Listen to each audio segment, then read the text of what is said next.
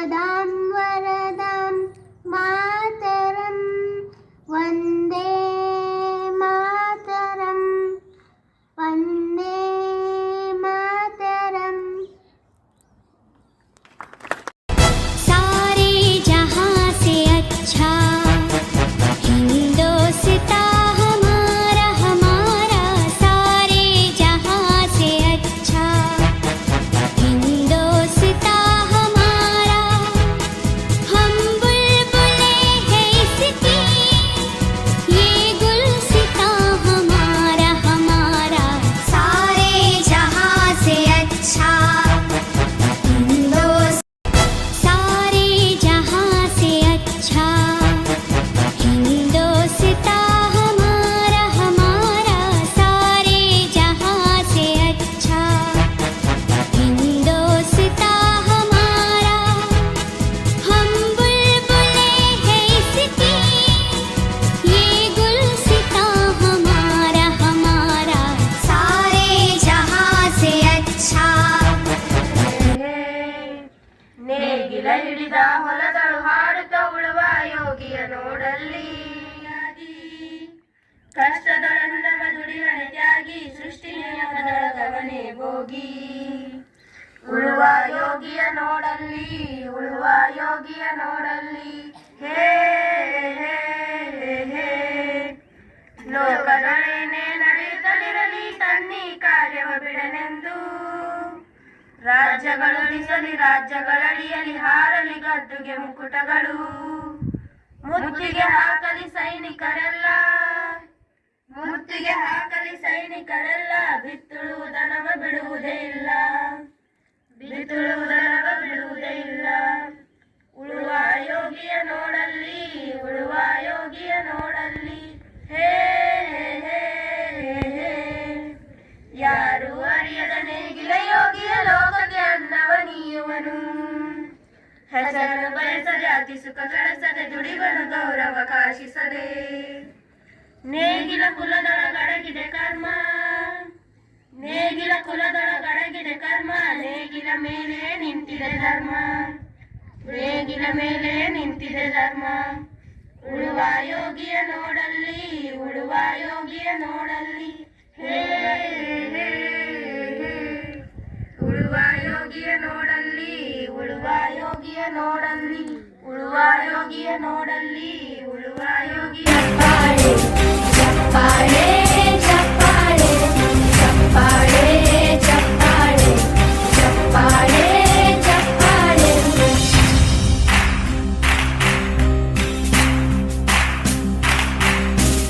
ಕನ್ನಂಬಾಡಿಯ ಕಟ್ಟಿಸಿದ ಭಾರತ ರತ್ನಕ್ಕೆ ಚಪ್ಪಾಳೆ, ಕನ್ನಡ ಡಿಂಡಿಮ ಬಾರಿಸಿದ ಕವಿಗಳೇ ನಿಮಗಿದ ಚಪ್ಪಾಳೆ. ದೇಶವ ಕಾಯುವ ಯೋಧರಿಗೆ ನಮ್ಮೆದೆಯಾಳದ ಚಪ್ಪಾಳೆ, ಅನ್ನವ ನೀಡುತ್ತ ಸಲಹಿರುವ ನೇಗಿಲ ಯೋಗಿಗೆ ಚಪ್ಪಾಳೆ. ಚಪ್ಪಾಳೆ ಚಪ್ಪಾಳೆ ಚಪ್ಪಾಳೆ ಚಪ್ಪಾಳೆ ಚಪ್ಪಾಳೆ ಚಪ್ಪಾಳೆ ಚಪ್ಪಾಳೆ ಚಪ್ಪಾಳೆ.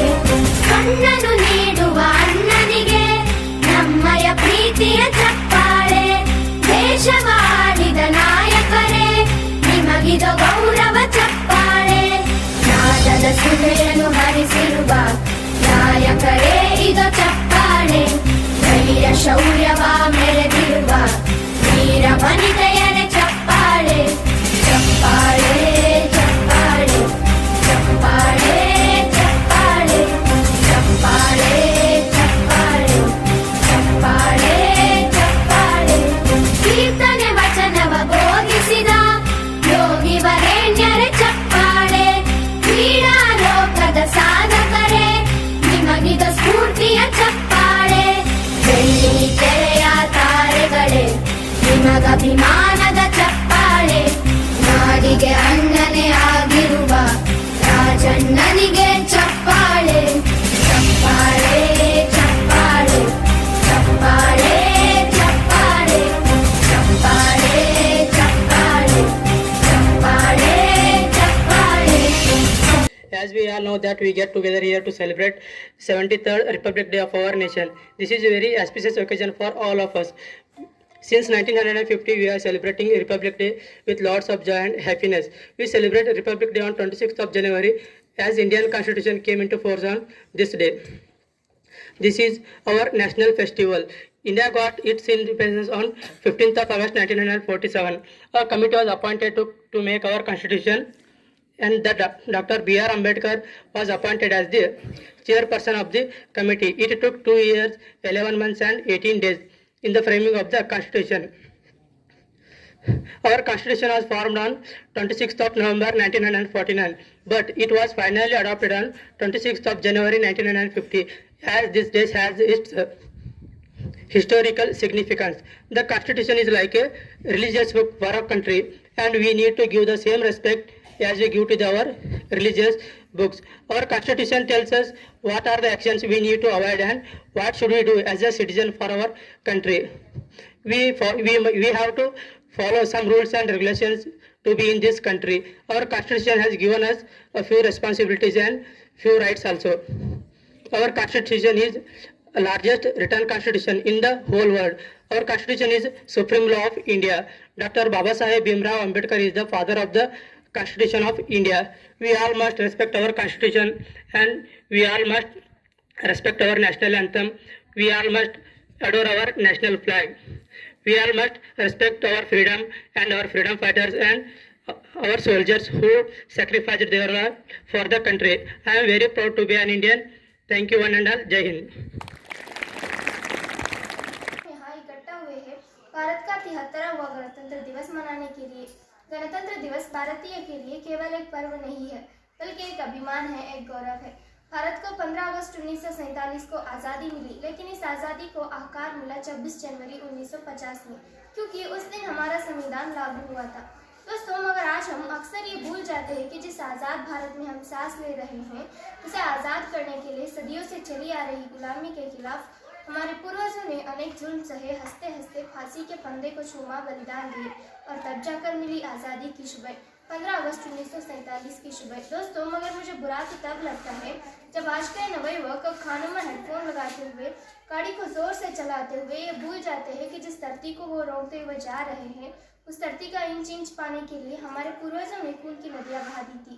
तकलीफ तो मुझे तब होती है जब आज के नौजवानों की कंधे पर जिम्मेदारी है राष्ट्र निर्माण की, समाज की आशाओं को भांग कर रखने की, मगर वो आज मुझे फ्री फायर और पबजी गेम में डूबा और शराब में भीगा हुआ नजर में आता है। तो महोदय, इन विपरीत परिस्थितियों में नवा राष्ट्र निर्माण हमारे लिए एक कड़ी चुनौती बन गई है।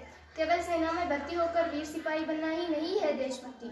आज़ादी के बाद उसके मायने बदल चुके हैं। तो आज हम देशभक्ति कहे तो किसे कहे, तो महोदय, कर्तव्य दक्षता का पालन करना है देशभक्ति। ईमान बेईमानी को परे रखकर ईमानदारी से किया हुआ हर काम है देशभक्ति। एक पत्रकार अपनी पत्रकारी को पूरी ईमानदारी से जाए तो वह है देशभक्ति। एक शिक्षक अपनी छात्रों को पूरी ईमानदारी से पढ़ाए तो वह है देशभक्ति। दोस्तों, हमारा राष्ट्र निर्माण तब सफल हो पाएगा जब देश में गरीब से गरीब आदमी को उसका झोपड़ा बदलकर उसे पक्का कर दिया जाएगा।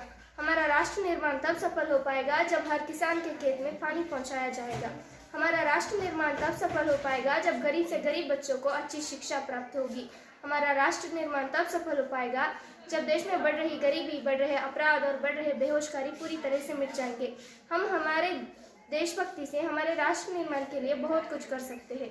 क्यों ना हम रक्तदान देकर किसी व्यक्ति को जीवन दान दें, क्यों ना हम एक पौधा लगाकर पर्यावरण में समर्थन दें, क्यों ना हम पूरा कचरा इधर उधर ना फैलाते हुए देश की स्वच्छता में समर्थन दें। दोस्तों, मैं ये नहीं कहती कि हमारा देश दुनिया का सबसे अच्छा देश है, लेकिन मैं ज़रूर मानती हूँ कि हमें वो काबिलियत है, हमें वो ताकत है कि हम हमारे देश को दुनिया का सबसे अच्छा देश जरूर बना सकते हैं। Thank you.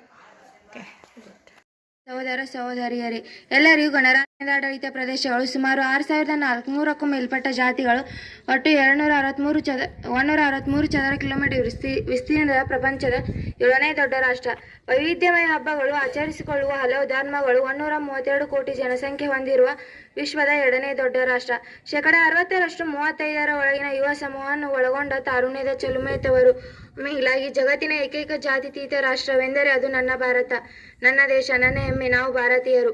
ಬ್ರಿಟಿಷ್ ಆಳ್ವಿಕೆಯಿಂದ 1947ರಲ್ಲಿ ಸ್ವಾತಂತ್ರ್ಯವಾದ ಬಳಿಕ 1950 ಜನವರಿ 26ರಂದು ಸಂವಿಧಾನವನ್ನು ಅಂಗೀಕರಿಸಿ ಅನ್ವಯಿಸಿಕೊಂಡು ಗಣರಾಜ್ಯೋತ್ಸವವೆನಿಸಿಕೊಂಡಿತು. ಈ ಸಂವಿಧಾನವನ್ನು ಗುಣಮಟ್ಟದ ಕಾಗದಗಳಲ್ಲಿ ಮುದ್ರಿಸಲ್ಪಟ್ಟ ಅಕ್ಷರ ರೂಪವೆಂದು ಮಾತ್ರ ಪರಿಗಣಿಸದೆ ಅದನ್ನು ಶಕ್ತಿಯೆಂದು ಅರ್ಥೈಸಿಕೊಂಡು ದೈನಂದಿನ ಬದುಕಿನ ಪಾಲನೆಯಲ್ಲಿ ಅಳವಡಿಸಿಕೊಳ್ಳಬೇಕು. ಈ ಎಲ್ಲ ಕಾರಣಗಳಿಗಾಗಿ ಭೂಮಿಯ ಮೇಲೆ ಭಾರತ ಅದ್ಭುತವಾದ ಮತ್ತು ಸೌಂದರ್ಯ ಮತ್ತು ಶಕ್ತಿಯಿಂದ ತಲೆ ಎತ್ತಿ ನಿಂತಿದೆ.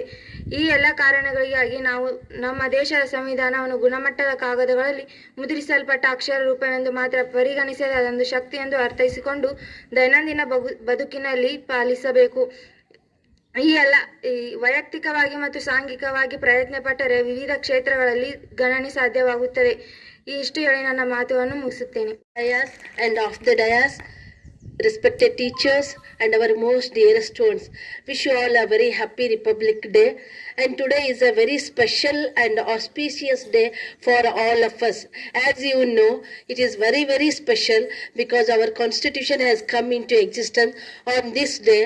For this, more than 392 people have served continuously for 2 years, 11 months and 17 days. Our constitution holds 1,17,369 words, and first of all it was written in Hindi and Bengali, and for this the great persons have worked day and night together, and this poured their all knowledge. The great Dr. Baba Saheb Ambedkar and Bengali Narasimha Rao and Alladi Krishna Swami Iyer and many more have worked hard, and they made a very wonderful constitution to us. And in this constitution we have more than 388 articles, and we have 25 parts, 12 schedules. It is not so easy to hold all the people under one umbrella, but it was possible only because of the hard work of the great personalities. They worked and they proved it to be the greatest one. For that they studied the constitutions of other where there are only one language, one religion, but in our country we have thousands of religions and many more languages. Despite of that, it has become one unity in diversity. It is only because of their hard work and continuous struggle, and they gave wonderful constitution to us. Because of that, today we all are living a very happy life, because Article 14 to 21, it gives us the rights wherever we want in India. We can go and we can stay and we can live, and from first to 6 years to 14 years we should have compulsory education. That is possible only for the Indian constitution to give the students of India or the children of India. And voting power is given to all, irrespective of religion, caste, color, sex and all. But in other countries it is not possible. It is wonderful nation we have because of great persons, and it is our responsibility to hold and to secure it, and we are under the great sun because of their hard work. We have to remember and we have to work hard, when we have to thank our special dignitaries who have come all here and helped us. So thank you. ಈ ವೇದಿಕೆ ಮೇಲೆ ಆಸೀನರಾದಂತಹ ಎಲ್ಲ ಗಣ್ಯಮಾನ್ಯರೇ, ಮುಖ್ಯೋಪಾಧ್ಯಾಯರೇ ಹಾಗೂ ಈ ಶಾಲಾ ಶಿಕ್ಷಕ ಸಿಬ್ಬಂದಿಯವರೇ ಮತ್ತು ಈ ಒಂದು ಶಾಲೆಯ ಕೇಂದ್ರ ಬಿಂದು ಹಾಗೂ ಹಸನ್ಮುಖಿಗಳಾದ ಎಲ್ಲ ವಿದ್ಯಾರ್ಥಿನಿಯರೇ, ತಮಗೆಲ್ಲ ಗಣರಾಜ್ಯೋತ್ಸವದ ಹಾರ್ದಿಕ ಶುಭಾಶಯಗಳು. ಇಂದು ಈ ಸಂದರ್ಭದಲ್ಲಿ ನಾವು ಡಾಕ್ಟರ್ BR ಅಂಬೇಡ್ಕರ್ ಅವರನ್ನು ಸ್ಮರಣೆ ಮಾಡಲೇಬೇಕು. ಯಾಕಂದ್ರೆ ಅವರು ಹಗಲು ರಾತ್ರಿ ಅನ್ನದೇ ವಿದೇಶದಲ್ಲಿಯೂ ಕೂಡ ಒಂದು ಲೈಬ್ರರಿಯಲ್ಲಿ ಅವರ ಒಂದು ಹೆಸರು ದಾಖಲೆಯಾಗಿದೆ. ಆ ರೀತಿ ಲೈಬ್ರರಿಯಲ್ಲಿ ಎಲ್ಲ ತರಹದ ಪುಸ್ತಕಗಳನ್ನು ಓದಿ ನಮ್ಮ ಈ ಭಾರತ ದೇಶದ ಸಲುವಾಗಿ ಹಗಲು ರಾತ್ರಿ ಅನ್ನದೇ ಅವರು ಸಂವಿಧಾನವನ್ನು ರಚಿಸಿ ನಮಗೆಲ್ಲ ಇವತ್ತಿನ ದಿವಸ ಜಾತಿ ಭೇದ ಭಾವ ಅನ್ನದೇ ಎಲ್ಲರಿಗೂ ಒಂದು ಸಮಾನವಾದ ಹಕ್ಕು ಕೊಟ್ಟಿದ್ದಾರೆ ಅಂದ್ರೆ ಅದು ಡಾಕ್ಟರ್ BR ಅಂಬೇಡ್ಕರ್ ಅವರು. ಇವತ್ತಿನ ದಿವಸ ಈ ಶಾಲೆ ಒಂದು ಶಿಸ್ತು ಮತ್ತು ಇಲ್ಲಿಯ ಒಂದು ಶಿಕ್ಷಣ ಎಲ್ಲ ಒಂದು ಗ್ರಾಮಗಳಿಗೆ ಮಾದರಿಯಾಗಬೇಕು. ಆ ರೀತಿ ಈ ಒಂದು ಸ್ಕೂಲಿನ ವಿದ್ಯಾರ್ಥಿನಿಯರು ಅಷ್ಟು ಶಿಸ್ತಿನಿಂದ ಮತ್ತು ಈಗ ತಾನೇ ಎಲ್ಲ ಹಿಂದಿಯಲ್ಲಿ, ಇಂಗ್ಲಿಷಲ್ಲಿ, ಕನ್ನಡದಲ್ಲಿ ಎಷ್ಟೊಂದು ಅಚ್ಚುಕಟ್ಟವಾಗಿ ಅವರು ತಮಗೆಲ್ಲ ತಿಳಿಯುವಂತೆ ಭಾಷಣ ಮಾಡಿದ್ರು. ಅದು ಯಾರಿಂದ ಸಾಧ್ಯ ಅಂದ್ರೆ ಈ ಎಲ್ಲ ಶಿಕ್ಷಕರ ಸಿಬ್ಬಂದಿಯಿಂದ. ಅದಕ್ಕೆ ತಾವೆಲ್ಲ ಈ ಶಿಕ್ಷಕರಿಗೆ ಧನ್ಯವಾದಗಳನ್ನು ಹೇಳಬೇಕು ಚಪ್ಪಾಳೆಯ ಮೂಲಕ. ಯಾಕಂದ್ರೆ ಪಟ್ಟಣದಲ್ಲಿ ಕೂಡ ಇಷ್ಟು ಸುವ್ಯವಸ್ಥಿತವಾದ ಶಾಲೆಗಳಿಲ್ಲ, ಹೈಸ್ಕೂಲ್ಗಳು. ನಿಮಗೆ ಇಲ್ಲಿ ಲ್ಯಾಬ್ ಕೂಡ ಇದೆ, ಎಲ್ಲ ತರಹದ ಅನುಕೂಲಗಳಿವೆ. ಆದ್ರಿಂದ ನಿಮಗೆ ಸ್ವಾತಂತ್ರ್ಯವನ್ನು ತರುವಂತದಂತೂ ನಿಮ್ಗೇನು ತೊಂದರೆ ಇಲ್ಲ. ಹಿಂದೆ ನಮ್ಗೆಲ್ಲ ಇವತ್ತಿನ ದಿವಸ ನಾವು ಕ್ರಾಂತಿವೀರ ಸಂಗೊಳ್ಳಿ ರಾಯಣ್ಣನ್ನು ಕೂಡ ಸ್ಮರಣೆ ಮಾಡಬೇಕು. ಯಾಕಂದ್ರೆ ಅವ್ರು ಇವತ್ತೊಂದು ಬಲಿದಾನವನ್ನು ಆಗಿದ್ದ ದಿವಸ. ಅಂಥವರು ಹಗಲು ರಾತ್ರಿ ಅನ್ನೋದೇ ದೇಶದ ಸಲುವಾಗಿ ಪ್ರಾಣವನ್ನು ತ್ಯಾಗ ಮಾಡಿ ನಮ್ಗೆಲ್ಲ ಸ್ವಾತಂತ್ರ್ಯ ತಂದು ಕೊಟ್ಟಿದ್ದಾರೆ. ಆದ್ರಿಂದ ತಾವು ಮುಂದಿನ ಒಂದು ಭವಿಷ್ಯ ಇದ್ದೀರಿ ಮಕ್ಕಳೆಲ್ಲ. ತಾವು ಸರಿಯಾಗಿ ಎಲ್ಲ ತರಹದ ಒಂದು ಅಧ್ಯಯನ ಮಾಡಬೇಕು ಮತ್ತು ಎಲ್ಲ ಒಂದು ಕ್ರಿಯಾ ಚಟುವಟಿಕೆಗಳಲ್ಲಿ ಭಾಗವಹಿಸಬೇಕು ಮತ್ತು ನಮ್ಮ ದೇಶವನ್ನು ಉನ್ನತ ಸ್ಥಾನಕ್ಕೆ ಕೊಂಡೊಯ್ಯಬೇಕು ಅಂತ ಹೇಳಿ ಇಂಥ ಒಂದು ಸಂತೋಷದ ಸಂದರ್ಭದಲ್ಲಿ ಇಲ್ಲಿ ಕರೆದು ಸನ್ಮಾನ ಮಾಡಿದ್ದಕ್ಕಾಗಿ ತಮಗೆಲ್ಲರಿಗೂ ಧನ್ಯವಾದಗಳು.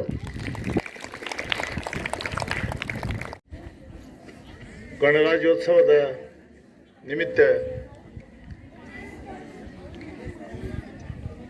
ನಾವೆಲ್ಲ ಸೇರಂತ ಈ ಸಂದರ್ಭದಲ್ಲಿ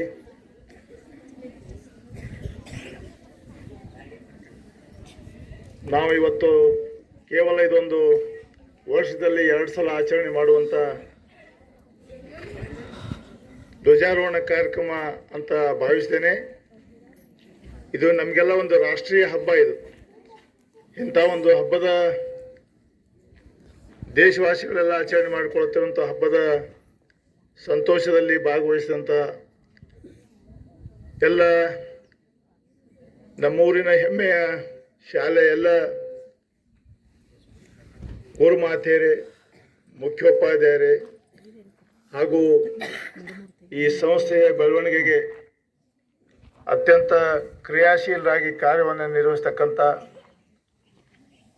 ಅಧ್ಯಕ್ಷರು, ಉಪಾಧ್ಯಕ್ಷರಾದಂಥ ನಮ್ಮ ಕಾಶಿನಾಥ್ ಅಮ್ರಪ್ಪಗಳವರೇ, ಹನುಮಂತ ಉಮ್ರಾಣಿಯವರೇ ಹಾಗೂ ಈಗ ತಾನೇ ಆಗಮಿಸಂತ ನಮ್ಮ ಜಿಮ್ನಾಳ್ ಗ್ರಾಮದ ಎಲ್ಲ ಗಣ್ಯಮಾನ್ಯರೇ, ಮುದ್ದು ವಿದ್ಯಾರ್ಥಿನಿಯರೇ, ಇವತ್ತು ನಾವೆಲ್ಲ ಅತ್ಯಂತ ಸಂತೋಷದಿಂದ ಈ ಒಂದು ಕಾರ್ಯಕ್ರಮದಲ್ಲಿ ಭಾಗವಹಿಸಿದ್ದೀವಿ. ಕೇವಲ ಇದು ಸಂವಿಧಾನ ಜಾರಿಯಾದ ದಿನ ಅಥವಾ ಗಣರಾಜ್ಯೋತ್ಸವ ದಿನ ಅಂತ ಅನಿಸ್ಕೊಳ್ದೇನೆ, ಇದೊಂದು ಕಾನೂನು ದಿನ, ಸಂವಿಧಾನ ದಿವಸ ಅಂತ ಕೂಡ ಇದಕ್ಕೆ ಕರಿತೀವಿ.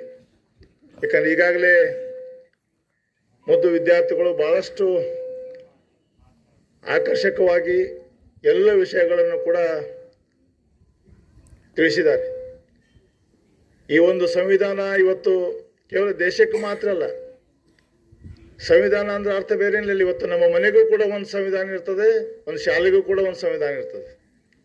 ಮನೆಗೂ ಕೂಡ ನಮ್ಮ ತಂದೆ ತಾಯಿಗಳು ನೀವು ಬೇಗ ಏಳಬೇಕು, ಬೇಗ ಮಲಗಬೇಕು, ಸರಿಯಾಗಿ ಅಭ್ಯಾಸ ಮಾಡಬೇಕು, ಯಾವುದೇ ದುಶ್ಚಟಗಳಿಗೆ ಬಲಿಯಾಗಬಾರ್ದು, ಒಳ್ಳೆಯ ಗೆಳೆಯರೊಂದಿಗೆ ಗೆಳೆತನ ಮಾಡಬೇಕು, ಹೆಂಗೆ ಒಂದು ಕಂಡೀಷನ್ ಕಟ್ಟುನಿಟ್ಟಿರ್ತದೆ ಅದೇ ಕೂಡ ಶಾಲೆಗೂ ಕೂಡ ಇರ್ತದೆ. ಸರಿಯಾದ ಸಮಯಕ್ಕೆ ಬರಬೇಕು, ಪಾಠಗಳನ್ನು ಸರಿಯಾಗಿ ಅಭ್ಯಾಸ ಮಾಡಬೇಕು, ಗುರುಗಳ ಆದೇಶವನ್ನು ಪಾಲಿಸಬೇಕು, ಯಾವ ಥರ ನಿಬಂಧನೆಗಳಿರ್ತಾವಲ್ಲ ಅದೇ ಸಂವಿಧಾನ. ಪ್ರತಿಯೊಬ್ಬರಿಗೂ ಸಂವಿಧಾನ ಇರ್ತದೆ. ನಮ್ಮ ಮನೆಗೆ, ನಮ್ಮ ಶಾಲೆಗೆ, ಅದೇ ರೀತಿ ದೇಶಕ್ಕೂ ಕೂಡ ಒಂದು ಸಂವಿಧಾನ. ನಾವು ಈ ದೇಶಕ್ಕೆ ಕಾನೂನುಗಳಿಗೆ ಬದ್ಧರಾಗಿರಬೇಕು, ಯಾವುದೇ ಅನೈತಿಕ ಚಟುವಟಿಕೆಗಳಲ್ಲಿ ಭಾಗವಹಿಸಬಾರ್ದು. ಹೀಗೆ ಒಂದು ಕಾನೂನುಬದ್ಧ ಒಂದು ಚೌಕಟ್ಟು, ಆ ಚೌಕಟ್ಟೇ ಸಂವಿಧಾನ. ಈಗಾಗಲೇ ಮೇಡಮ್ ಅವ್ರು ಹೇಳಿದ ಹಾಗೆ ಇದು ಬಹಳಷ್ಟು ಶ್ರಮ ವಹಿಸಿ ಕಷ್ಟಪಟ್ಟು ದೇಶಕ್ಕೆ ಕೊಟ್ಟಂಥ ಸಂವಿಧಾನ. ಇದು ಅಷ್ಟು ಸರಳವಾಗಿ ಸಿಕ್ಕಂಥದ್ದಲ್ಲ. ಸುಮಾರು 2,000 ಬಾರಿ ತಿದ್ದುಪಡಿಯಾಗಿ ಕೊನೆಗೆ ಎಲ್ಲ ತಜ್ಞರು ಕೂಡ ಸಾಕಷ್ಟು ಚರ್ಚೆ ಮಾಡಿ ಇದನ್ನು ಅಂಗೀಕರಿಸಿದಂಥ ಸಂವಿಧಾನ ಇದು. ಇವತ್ತು ಸಂವಿಧಾನದಲ್ಲಿ ಹೇಳಿದ ಹಾಗೆ ಶಿಕ್ಷಣ ಇದು ಕಡ್ಡಾಯ ಮತ್ತು ಉಚಿತ ಅಂತ ಹೇಳಿ ಅಂಬೇಡ್ಕರ್ ಅವರು ಅದರಲ್ಲಿ ನಮೂದಿಸಿದ್ರು.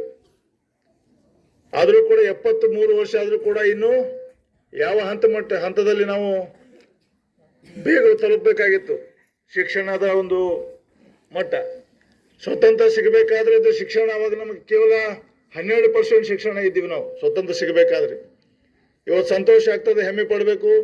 ನಿಧಾನ ಆದರೂ ಕೂಡ ನಾವು ಇವತ್ತು ಸುಮಾರು 74% ಶಿಕ್ಷಣ ಪಡೆದೇವೆ ಅಂತ ಅಂದ್ಕೊಳ್ತೀವಿ. ಸ್ವತಂತ್ರ ಸಿಕ್ಕಾಗ ನಾವು 12% ಶಿಕ್ಷಣ ಇತ್ತು. ಅದರದೇ ಒಂದು ಪ್ರತಿಬಿಂಬ ಇವತ್ತು ಜಿಮ್ನಾಳದಲ್ಲಿ ನೋಡಬೇಕಾದ್ರೆ, ಜಿಮ್ನಾಳದಿಂದ ಅವತ್ತು ಹೈಸ್ಕೂಲ್ ಇರಲಿಲ್ಲ. ನನಗೆ ಗೊತ್ತಿರುವಂತೆ ಒಬ್ಬ ಹೆಣ್ಮಗಳು ಜಿಮ್ನಾಳಿಂದ ಹೈಸ್ಕೂಲ್ಗೆ ಹೋಗ್ತಿದ್ರು. ನಮ್ಮ ಶಾಂತಾ ಕುಲಕರ್ಣಿ, ನಮ್ಮ ಕುಬೇರ್ ಅವ್ರ ತಂಗಿಯವ್ರಿಗೆ ನೆನಪಿರ್ಬೇಕು, ಹಿರಿಯರಿಗೆ. ಶಾಂತಾಕರ್ ಒಬ್ಬರೇ ಹೋಗ್ತಿದ್ರು. ಅದು 9 ಗಂಟೆಗೆ ಒಂದು ಬಸ್ ಬರ್ತಿತ್ತು ಬಿಜಾಪುರಕ್ಕೆ. ಅದು 9 ಗಂಟೆಗೆ ಅದು ಮಂತ್ರಾಲಯದಿಂದ ಬಂದು ಅದು ಜಿಮ್ನಾಳಕ್ಕೆ ಬರಬೇಕು. ಅದು 9 ಗಂಟೆ ಬಸ್, ಟೈಮಿಂಗ್ ಅಷ್ಟೇ 9 ಗಂಟೆ. ಅದು ಬರೋದು 10, 11, 12ಕ್ಕೆ ಬರ್ತಿತ್ತು. ಆದರೂ ಆಕಿ ಅಲ್ಲಿ ಶಾಲೆ ಹತ್ರ ಕಾದು ಹೋಗ್ತೀವಿ. ಒಬ್ಬರೇ ಹೆಣ್ಮಕ್ಳು ಇಲ್ಲಿ ಹೈಸ್ಕೂಲ್ಗೆ ಹೋಗ್ತಿದ್ರು. ಇವತ್ತು ಹೆಮ್ಮೆ ಅನಿಸ್ತದೆ ನಿಮ್ನೆಲ್ಲ ನೋಡಿ. ಸುಮಾರು ಈ ಹೈಸ್ಕೂಲ್ದಲ್ಲಿ 100-150 ವಿದ್ಯಾರ್ಥಿನಿಗಳಿದ್ದೀರಿ. ಭಾಳ ಸಂತೋಷ. ಇದು ಸಂವಿಧಾನದ ನಿಜವಾದ ತಾಕತ್ತಿದು. ಹೆಣ್ಣು ಮಕ್ಕಳಿಗೆ ಶಿಕ್ಷಣ. ಈ ಕಡೆ ಲಕ್ಷ ಕೊಡ್ರಿ. ಹೆಣ್ಣು ಮಕ್ಕಳ ಬಗ್ಗೆನೇ ಮಾತಾಡತ್ತೀವಿ. ನೀವು ಹೆಣ್ಮಕ್ಳು ಯಾರೋ ಬರ್ತಾರ ಹೋಗ್ತಿರ್ತಾರ, ಲಕ್ಷ ಕೊಡಬಾರ್ದು. ನಿಮ್ಮ ಗುರಿ ಹೆಂಗೆ ಒಂದೇ ಕಡೆ ಇರ್ತಾರೆ, ನಿಮ್ಮ ಗುರುಗಳು ಹೇಳ್ತಾರಲ್ಲ ಹಂಗೆ. ಹೆಣ್ಣು ಮಕ್ಕಳಿಗೆ ಶಿಕ್ಷಣ. ಅಂಬೇಡ್ಕರ್ ಅವ್ರ ಬಗ್ಗೆ ಬಹಳಷ್ಟು ಕಡಿಮೆ ಮಾಹಿತಿ ಇದೆ ಎಲ್ಲರಿಗೆ, ನಮಗೂ ಕೂಡ ಸೇರಿ. ಅಂಬೇಡ್ಕರ್ ಬೇರೆ ಸಂವಿಧಾನ ಬರೆದ್ರು. ಅಂಬೇಡ್ಕರ್ ದಲಿತರು, ಒಂದು ಜಾತಿಗೆ ಸೀಮಿತ ಮಾಡಿಬಿಟ್ಟಿವಿ ಅಂಬೇಡ್ಕರ್ ಅವ್ರನ್ನ. ದುರ್ದೈವ. ಇವತ್ತು ಅಂಬೇಡ್ಕರ್ ಜಯಂತಿ ನೋಡ್ರಿ, ದಲಿತರ ಬಿಟ್ಟು ನಾವು ಯಾರು ಮಾಡಂಗಿಲ್ಲ. ಶಿವಾಜಿ ಜಯಂತಿ ಮರಾಠಿ ಮಾಡೋದು, ಕನಕದಾಸ್ ಜಯಂತಿ ಕುರುಬರು ಮಾಡೋದು, ಬಸವಣ್ಣ ಜಯಂತಿ ಲಿಂಗಾಯತರು ಮಾಡೋದು, ಶಿವಾಜಿ ಜಯಂತಿ ಮರಾಠರು ಮಾಡೋದು. ಇದು ದುರ್ದೈವ. ಇದು ರಾಣಿ ಚೆನ್ನಮ್ಮನ ಜಯಂತಿ ಕೆಲವೇ ಜನಾಂಗದವ್ರು ಮಾಡೋದು. ನಾವು ಸಣ್ಣವರಿದ್ದಾಗ ಇವ್ರು ಯಾರು ಉಪಜಾತಿಗಳು ನಮ್ಗೆ ಗೊತ್ತಿರಲಿಲ್ಲ. ಇವರೆಲ್ಲ ರಾಷ್ಟ್ರೀಯ ಪುರುಷರು, ದೇಶಕ್ಕಾಗಿ ಹೋರಾಟ ಮಾಡಿದವರು. ಇತ್ತಿತ್ತಲಾಗಿ ಅವ್ರನ್ನೆಲ್ಲ ಉಪಜಾತಿಗಳಿಗೆ ಸೀಮಿತ ಮಾಡಿಬಿಟ್ಟಿವಿ ನಾವು. ಇವ್ರು ಆ ಜಾತಿ, ಚೆನ್ನಮ್ಮ ಈ ಜಾತಿ, ರಾಯಣ್ಣ ಈ ಜಾತಿ, ಮಹಾರಾಷ್ಟ್ರ. ಬಹಳಷ್ಟು ದುರ್ದೈವ. ಅದನ್ನೆಲ್ಲ ಇವರೆಲ್ಲ ನಮ್ಮ ದೇಶಕ್ಕಾಗಿ, ನಮ್ಮ ಸ್ವತಂತ್ರಕ್ಕಾಗಿ ಹೋರಾಡಿದ ಮಹನೀಯರು ಅನ್ನೋಂಥ ವಿಶಾಲ ಭಾವನೆ ನಮ್ಮಲ್ಲೆಲ್ಲ ಇರಬೇಕು. ಆ ದೃಷ್ಟಿಯಿಂದ ಬಹಳಷ್ಟು ಹೇಳೋದು ಬೇಡ. ಈಗಾಗಲೇ ಅಮಿತ್ ಮಾಧವ್ ಚೆನ್ನಾಗಿ ಮಾತಾಡ್ದ.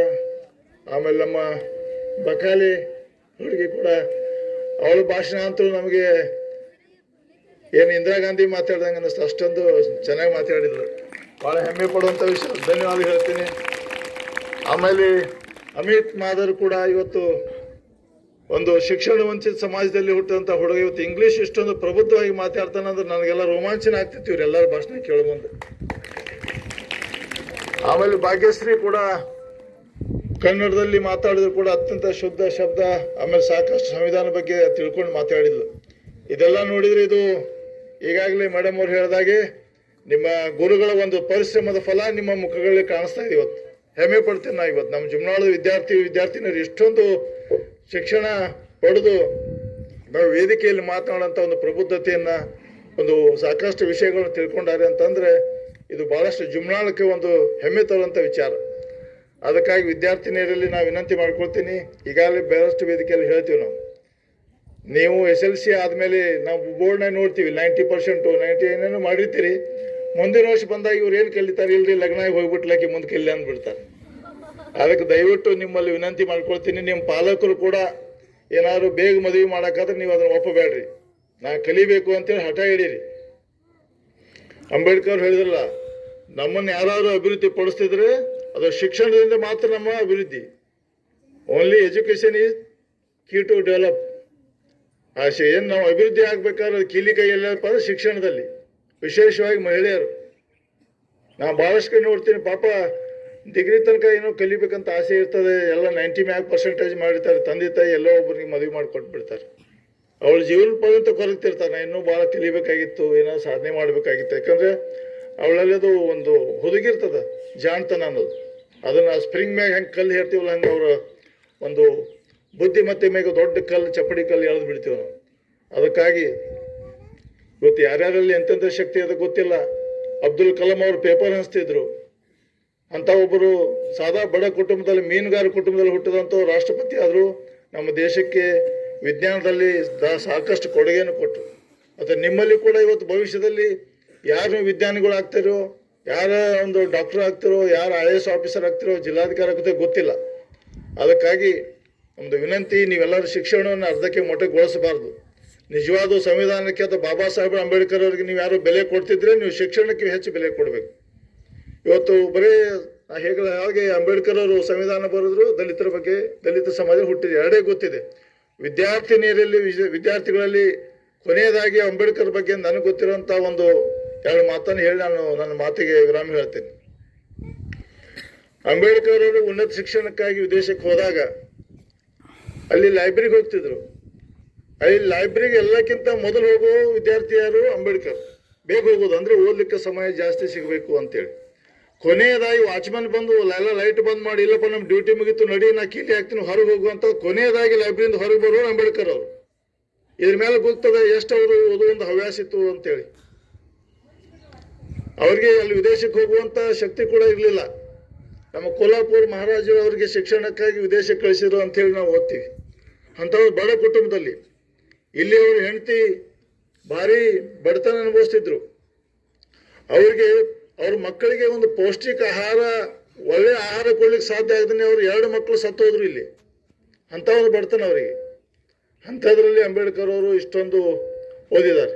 ಮತ್ತು ವಿಶೇಷವಾಗಿ ಅವರು ಹೆಣ್ಣು ಮಕ್ಕಳಿಗೆ ಕೂಡ ಬಹಳಷ್ಟು ಕಾಳಜಿ ಹೊಂದಿದ್ರು. ಇವತ್ತು ಹೆಣ್ಣು ಮಕ್ಕಳಿಗೆ ಮೊದಲು ಮತದಾನದಲ್ಲಿ ಹಕ್ಕು ಇರಲಿಲ್ಲ. ಇವತ್ತು ಹೆಣ್ಣು ಮಕ್ಕಳಿಗೆ ಸಮಾನತೆ ಬರಬೇಕು, ಮತದಾನದ ಹಕ್ಕು ಕೊಟ್ಟವರು ಅಂಬೇಡ್ಕರ್ ಅವರು. ಇದು ಬಹಳ ಜನರಿಗೆ ಗೊತ್ತಿಲ್ಲ. ಸಂವಿಧಾನ ಬರೆದ್ರು ಅವರು SC ದಲಿತರು, ಇಷ್ಟೇ ಎರಡೇ ಗೊತ್ತಿದೆ ನಮಗೆ. ಅದನ್ನು ಬಿಟ್ಟು ಮುಂದಿನ ಅಂಬೇಡ್ಕರ್ ಬಗ್ಗೆ ಗೊತ್ತೇ ಇಲ್ಲ. ಹೆಣ್ಣು ಮಕ್ಕಳಿಗಾಗಿ ಬಹಳಷ್ಟು ಹೋರಾಟ ಮಾಡಿದ್ರು ಅವರು. ಇದನ್ನೆಲ್ಲ ತಾವು ಮಹಿಳೆಯರು ತಿಳ್ಕೊಂಡು ವಿದ್ಯಾರ್ಥಿನಿಯರು ಅಂಬೇಡ್ಕರ್ ನಿಜವಾದ ಗೌರವ ಕೊಡಂಗಿದ್ರೆ ನೀವು ಶಿಕ್ಷಣವನ್ನ ಒಂದು ತಾರ್ಕಿಕ ಹಂತದವರೆಗೆ ಒಯ್ದು ಉನ್ನತಿ ಹೊಂದಬೇಕು ಅನ್ನೋಂಥ ಒಂದು ಸದಾಶಯವನ್ನು ಈ ಸಂದರ್ಭದಲ್ಲಿ ನಾನು ವ್ಯಕ್ತಪಡಿಸಿ, ಜಿಮ್ನಾದ ಕೀರ್ತಿ ಪತಾಕೆ ನಿಮ್ಮಿಂದ ಬೆಳಗಲಿ ಅನ್ನೋಂಥ ಒಂದು ಮತ್ತೊಮ್ಮೆ ನಿಮಗೆಲ್ಲ ಶುಭವನ್ನು ಹಾರೈಸಿ, ಇಂಥ ಒಂದು ಪವಿತ್ರ ದಿವಸಕ್ಕೆ, ಅದೇನಲ್ಲ ಸಂವಿಧಾನ ದಿವಸ್, ಕಾನೂನು ದಿವಸ್, ಈ ಒಂದು ಹಬ್ಬಕ್ಕೆ ನನ್ನನ್ನು ಕರೆದು ಆಹ್ವಾನ ಮಾಡಿ ಒಂದು ಮಾತಾಡಲು ಅವಕಾಶ ಕೊಟ್ಟಂತ ತಮಗೆಲ್ಲರಿಗೂ ಧನ್ಯವಾದ ಹೇಳಿ ಮಾತಿಗೆ ವಿರಾಮ ಹೇಳ್ತೇನೆ.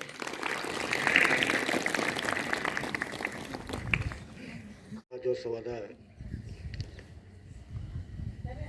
ಕಾರ್ಯಕ್ರಮದಲ್ಲಿ ಭಾಗವಹಿಸಿದಂತಹ ಆತ್ಮೀಯರು, ಅಕ್ಕನವರಾದಂತಹ ಸುಜಾತಕ್ಕ ಕಳ್ಳಿಮಣಿಯವರೇ ಹಾಗೂ ಯುವ ಕಾಂಗ್ರೆಸ್ ಕಾರ್ಯದರ್ಶಿಯಾದಂತಹ ಸೋಮನಾಥನ ಕಳ್ಳಿಮಣಿಯವರೇ, ನಮ್ಮ ಶಾಲೆಯ ಎಲ್ಲ ಶಿಕ್ಷಕರು, ಶಿಕ್ಷಕಿಯರೇ ಹಾಗೂ ಸಿಬ್ಬಂದಿ ವರ್ಗದವರೇ ಮತ್ತು ಗ್ರಾಮದ ಈ ಕಾರ್ಯಕ್ರಮದಲ್ಲಿ ಭಾಗವಹಿಸಿದಂಥ ಗ್ರಾಮದ ಎಲ್ಲ ಯುವಕರೇ, ಹಿರಿಯರೇ, ಮಾಜಿ SDMC ಅಧ್ಯಕ್ಷರಾದಂಥ ಹನುಮಂತ ಉಮರಾಣಿಯವರೇ, ನಮ್ಮ ಶಾಲೆಯ ಗಣರಾಜ್ಯೋತ್ಸವ ಕಾರ್ಯಕ್ರಮಕ್ಕೆ ಆಗಮಿಸಿದಂಥ ಎಲ್ಲ ವಿದ್ಯಾರ್ಥಿನಿಯರಿಗೂ ತುಂಬ ಹೃದಯದ ಎಲ್ಲ ನನ್ನ ಕರೆಗೆ ಕೊಟ್ಟು ಬಂದದಕ್ಕಾಗಿ ತಮಗೆಲ್ಲರಿಗೂ ಸ್ವಾಗತವನ್ನು ಬಯಸ್ತಾ ಇದ್ದೀನಿ. ಈಗಾಗಲೇ ಅಂಬೇಡ್ಕರ್ ಅವರ ಬಗ್ಗೆ, ಸಂವಿಧಾನದ ಬಗ್ಗೆ ಸಾಕಷ್ಟು ನಮ್ಮ ಶಾಲೆಯ ವಿದ್ಯಾರ್ಥಿನಿಯರು ಮಾತನಾಡಿದ್ದಾರೆ ಹಾಗೂ ಜಿಲ್ಲಾ ಪಂಚಾಯತಿ ಅಧ್ಯಕ್ಷರು ಮತ್ತು ಸೋಮನಾಥನ ಕಳ್ಳಿಮಣಿಯವರು ಮಾತಾಡಿದ್ದಾರೆ. ಅಂಬೇಡ್ಕರ್ ಬಗ್ಗೆ ಬಹಳ ಅಚ್ಚುಕಟ್ಟಾಗಿ ಇಲ್ಲಿ ಹೆಚ್ಚಿಗೆ ಅರ್ಥವ್ರಂದ್ರೆ ನಮ್ಮ ಕಳ್ಳಿಮಣಿಯವರು ಅದನ್ನು ತಮ್ಮಂದ ಅದನ್ನು ಹೇಗೆ ಉಪಯೋಗ ಮಾಡ್ಕೋಬೇಕು ಅನ್ನೋದು ತಮಗೆಲ್ಲರಿಗೂ ಕಿವಿ ಮುಟ್ಟುವಾಗ ಹೇಳಿದ್ದಾರೆ. ತಾವೆಲ್ಲರೂ ಅದನ್ನು ಸರಿಯಾಗಿ ಅರ್ಥ ಮಾಡಿಕೊಂಡು ಎಲ್ಲ ವಿದ್ಯಾರ್ಥಿನಿಯರು ನಮ್ಮ ಜುಮ್ನಾಳ ಗ್ರಾಮದ ಹೆಸರು ಏನಾದರೂ ತರಬೇಕಂತಂದ್ರೆ ನೀವು ಅದಕ್ಕೆ ರೆಡಿಯಾಗಿರ್ಬೇಕು. ಕಾನೂನು ಸರಿಯಾಗಿ ತಿಳ್ಕೋಬೇಕು. ನಮ್ಮ ಶಾಲೆಯ ವಿದ್ಯಾರ್ಥಿನಿಯರು ಯಾವುದನ್ನು ಹಾಳು ಮಾಡಬಾರ್ದು. ಗಿಡ ಗಂಟೆ ಹಚ್ಚಿರ್ತೀವಿ, ಶಾಲೆ ಕಾಜುಗಳು ಎಲ್ಲ ಹೊಡೆದ್ರ ಎಲ್ಲ ವಿದ್ಯಾರ್ಥಿನಿಯರಿಗೆ ಒಂದು ವಿನಂತಿ ಮಾಡ್ತಾ ಇದ್ದೀನಿ. ನಾವು ಇದನ್ನು ಸುಧಾರಣೆ ಮಾಡಬೇಕಂತ ನಾವಿಲ್ಲಿ ಬಂದಿದ್ದೇನೆ. ತಾವು ದಯವಿಟ್ಟು ಅದಕ್ಕೆ ಅವಕಾಶ ಮಾಡಿಕೊಡ್ಬೇಕು. ನಮ್ಮ ಶಾಲೆಯ ಹೆಸರು ಇಲ್ಲಿ ಹಾಳು ಮಾಡಬೇಡ್ರಿ. ನನ್ನೊಂದು ವಿನಂತಿ ತಮ್ಮೆಲ್ಲರೂ ಕೈ ಮುಗಿದು ಕೇಳ್ಕೊಂಡು ನನ್ನ ಎರಡು ಮಾತುಗಳು ಮುಗಿಸ್ತಾ ಇದ್ದೀನಿ. ಆಗಮಿಸಿದಂತಹ ಜಿಲ್ಲಾ ಪಂಚಾಯತಿ ಅಧ್ಯಕ್ಷರೇ ಹಾಗೂ ಯುವ ಕಾಂಗ್ರೆಸ್ಸಿನ ಕಾರ್ಯಕರ್ತರಾದಂಥ ಕಳ್ಳಿಮನಿ ಸರ್ ಅವರೇ, SDMC ಅಧ್ಯಕ್ಷರೇ ಹಾಗೂ ಮಾಜಿ ಅಧ್ಯಕ್ಷರಾದಂತಹ ಉಮ್ರಾಣಿಯವರೇ, ಊರಿನ ಹಿರಿಯರೇ, ಗಣ್ಯರೇ ಹಾಗೂ ಇಲ್ಲಿ ಕಲಿತಂತಹ ಹಳೆಯ ವಿದ್ಯಾರ್ಥಿಗಳೇ, ಎಲ್ಲರಿಗೂ 73ನೇ ಗಣರಾಜ್ಯೋತ್ಸವದ ಶುಭಾಶಯಗಳು. ಭಾಳಷ್ಟು ವಿದ್ಯಾರ್ಥಿಗಳು ಭಾಗವಹಿಸಿದ್ರಿ, ಭಾಳ ಚೆನ್ನಾಗಿ ಭಾಷಣ ಮಾಡಿದ್ರಿ. ಹಿಂದಿಯಲ್ಲಂತೂ ನಾವು ಏನು ಮಾಡಬೇಕು, ನಮ್ಮ ಕರ್ತವ್ಯಗಳು ಏನು ಅನ್ನೋದನ್ನು ಲಾವಣ್ಯ ಬಕಾಲಿ ತನ್ನ ಭಾಷಣದೊಳಗೆ ಹೇಳಿದ್ಲು. ಅದೇ ರೀತಿಯಾಗಿ ತಾವೆಲ್ಲ ವಿದ್ಯಾರ್ಥಿಗಳು ಹಿಂದಿ ಆಮೇಲೆ ಇಂಗ್ಲೀಷ್ನಲ್ಲಿ ಭಾಷಣ ಮಾಡಲಿಕ್ಕೆ ಇಲ್ಲಿ ಮುಂದೆ ಬರಬೇಕು. ಈಗೆಲ್ಲ ಭಾಳ ಜನ ಹೇಳಿದ್ರಿ, ಸಂವಿಧಾನ ಬಗ್ಗೆ ಹೇಳಿದರು, ಸರ್ ಅವರು ಅಂಬೇಡ್ಕರ್ ಅವ್ರ ಬಗ್ಗೆ ಭಾಳಷ್ಟು ಮಾಹಿತಿಯನ್ನು ಒದಗಿಸಿದ್ರು ನಮಗೆ. ನಾವು ಅಂಬೇಡ್ಕರ್ ಜೀವನ ಚರಿತ್ರೆಯನ್ನು ಓದಬೇಕು. ಸಂವಿಧಾನದಲ್ಲಿ ಏನೇನು ನಿಯಮಗಳನ್ನು ಕೊಟ್ಟಾರ, ನಮ್ಮ ಕರ್ತವ್ಯಗಳೇನು, ಜವಾಬ್ದಾರಿಗಳು ಏನೇನು ಅದಾವ, ಅವುಗಳನ್ನು ಪ್ರಾಮಾಣಿಕತೆಯಿಂದ, ನಿಷ್ಠೆಯಿಂದ ನಾವು ಪಾಲಿಸಬೇಕು. ಆಮೇಲೆ ದೇಶದ ಅಭಿವೃದ್ಧಿಗಾಗಿ, ಅಖಂಡತೆ, ಏಕತೆಗಾಗಿ ನಾವೆಲ್ಲರೂ ಸೇವೆಯನ್ನು ಸಲ್ಲಿಸೋಣ. ಆಮೇಲೆ ಮತ್ತು ಸರ್ ಹೇಳಿದರು, ಈ ಶೈಕ್ಷಣಿಕ ವರ್ಷದಲ್ಲಿ ಜಿಲ್ಲಾ ಪಂಚಾಯಿತಿಯಿಂದ ನಮಗೆ 50,000 ರೂಪಾಯಿಯ ಇದು ಕ್ರೀಡಾ ಸಾಮಗ್ರಿಯನ್ನು ಏನಾಗಿದೆ ಒದಗಿಸಿದ್ದಾರೆ. ಅದಕ್ಕಾಗಿ ನಾವು ಅವರಿಗೆ ತುಂಬ ಹೃದಯದ ಧನ್ಯವಾದಗಳನ್ನು ಶಾಲಾ ಪರವಾಗಿ, ಇಲಾಖೆಯ ಪರವಾಗಿ, ನಮ್ಮೆಲ್ಲ ಶಿಕ್ಷಕರ ಪರವಾಗಿ ಅವರಿಗೆ ಧನ್ಯವಾದಗಳನ್ನು ತಿಳಿಸ್ತೀನಿ. ಅವರ ಸೇವೆ ನಮ್ಮ ಸಮಾಜಕ್ಕೆ ಇನ್ನೂ ಹೆಚ್ಚೆಚ್ಚು ಸಿಗುವಂತಾಗಲಿ.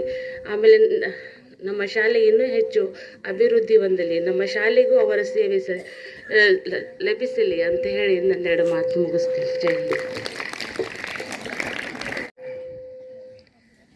ಈ ಶುಭ ಮುಂಜಾನೆಯ ಶುಭ ಕಾರ್ಯಕ್ರಮಕ್ಕೆ ಆಗಮಿಸಿರ್ತಕ್ಕಂಥ ವೇದಿಕೆ ಮೇಲಿರ್ತಕ್ಕಂಥ ಎಲ್ಲ ಗಣ್ಯಮಾನ್ಯರೇ, ಊರಿನ ಗುರು ಹಿರಿಯರೇ, ಇಲ್ಲಿಯ ಶಿಕ್ಷಕ ಬಳಗವೇ, ನನ್ನ ಆತ್ಮೀಯ ಮಿತ್ರರೇ ಹಾಗೂ ಮುದ್ದು ವಿದ್ಯಾರ್ಥಿನಿಯರೇ, ಇವತ್ತು ಜನವರಿ 26 ಈ ಸಂವಿಧಾನದ ಕಾರ್ಯಕ್ರಮ. ಇದರ ಬಗ್ಗೆ ಸಾಕಷ್ಟು ಮಾನ್ಯರೆಲ್ಲ ಮಾತಾಡಿದ್ದಾರೆ. ಹೊಳ್ಳಿ ಅದೇ ಮಾತಾಡೋದು ನಿಮ್ಮ ತಲೆಯೊಳಗೆಲ್ಲ ಈಗ ಬೋರ್ ಹಿಡಿದಿರ್ತವೆ. ಅದಕ್ಕೆ ಅದನ್ನೇ ಮತ್ತೆ ರಿಪೀಟ್ ಮಾಡೋದ್ರೊಳಗೆ ಏನೂ ಅರ್ಥ ಇಲ್ಲ.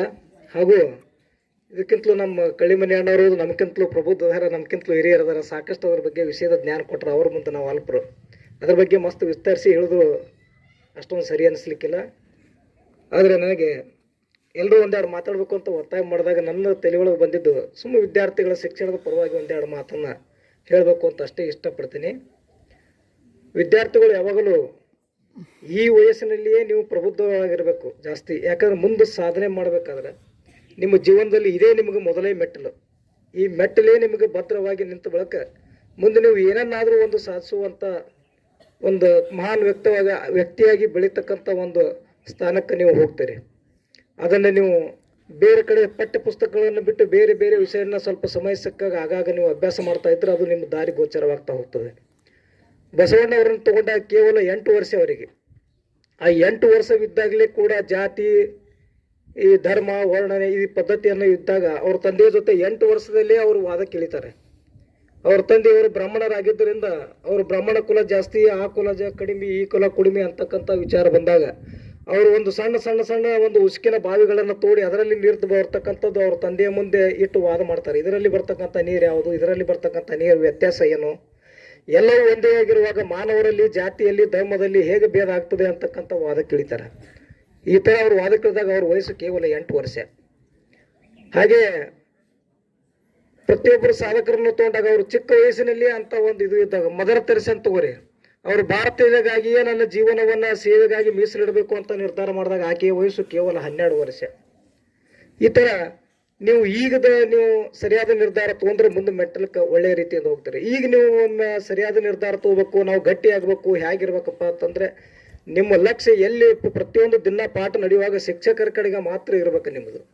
ಆಗಲೇ ನಮ್ಮ ಕಳ್ಳಿಮುಂಡಿಯ ಅನ್ನೋರು ಮಾತಾಡೋದು ನಿಮ್ಮ ಲಕ್ಷ್ಯ ಎಲ್ಲ ಆ ಕಡೆ ಹೊಂಟಿತ್ತು, ಅವ್ರು ಹೋದ್ರೆ ಈ ಕಡೆ ತಗೊಂಡ್ರೆ ನಿಮ್ಮ ಲಕ್ಷ್ಯ ಎಲ್ಲ ಆ ಥರ ಇರಬಾರ್ದು. ಅದನ್ನು ನೋಡಿದಾಗ ಒಂದು ನಿಮಗೆ ಸಣ್ಣ ಕತೆ ನೆನಪಾಗ್ತದೆ ನನಗೆ.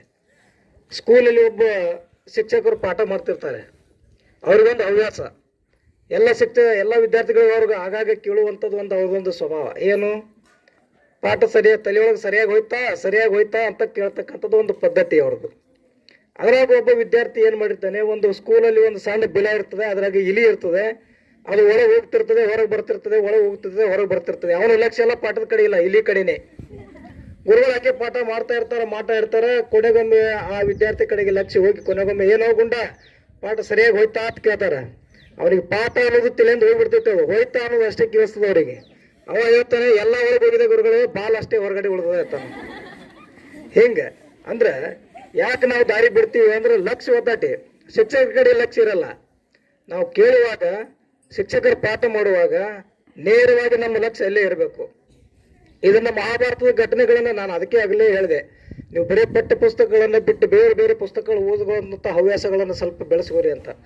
ಮಹಾಭಾರತದ ಸನ್ನಿವೇಶದಲ್ಲಿ ಬರ್ತದೆ, ದ್ರೋಣಾಚಾರ್ಯರು ಎಲ್ಲ ತಮ್ಮ ಶಿಷ್ಯಂದರಿಗೆ ಕಲಿಸಿದ ವಿದ್ಯೆಯನ್ನ ಪರೀಕ್ಷೆ ಮಾಡ್ಬೇಕು, ಯಾರ್ಯಾರು ಎಷ್ಟರ ಮಟ್ಟಿಗೆ ಅದಾರಂತ ವಿಚಾರ ಬಂದಾಗ ಒಂದು ಗಿಡಕ್ಕೆ ಒಂದು ಹಕ್ಕಿಯ ಇದನ್ನು ಕಟ್ಟಿ ಅದರ ಕಣ್ಣಿಗೆ ಬಾಣ ಹೊಡಿಬೇಕು ಗುರಿ ಇಟ್ಟು ಅಂತಕ್ಕಂಥ ಪರೀಕ್ಷೆಯನ್ನ ದ್ರೋಣಾಚಾರ್ಯರ ಇಟ್ಟಿರ್ತಾರೆ.